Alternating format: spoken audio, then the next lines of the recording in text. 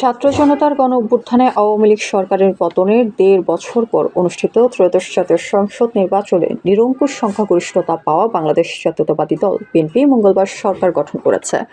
নতুন সরকারের প্রধানমন্ত্রী হয়েছেন দলটির চেয়ারম্যান তারেক রহমান।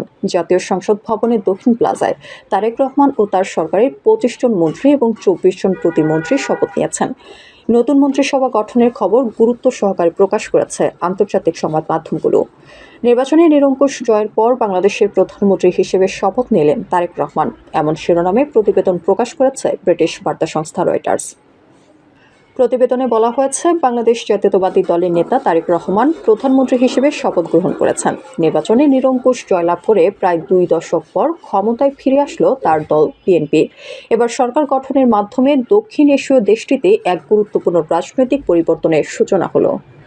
প্রধানমন্ত্রী হিসেবে শপথ নিলেন তারেক রহমান শিরোনামে ব্রিটিশ গণমাধ্যম বিবিসি জানিয়েছে, বাংলাদেশের প্রধানমন্ত্রী হিসেবে শপথ নিয়েছে বিএনপি চেয়ারম্যান তারেক রহমান। ত্রয়োদশ জাতীয় সংসদ নির্বাচনে ২/৩ আসনে জয়ী হয়ে বিএনপি আজ সরকার গঠন করেছে।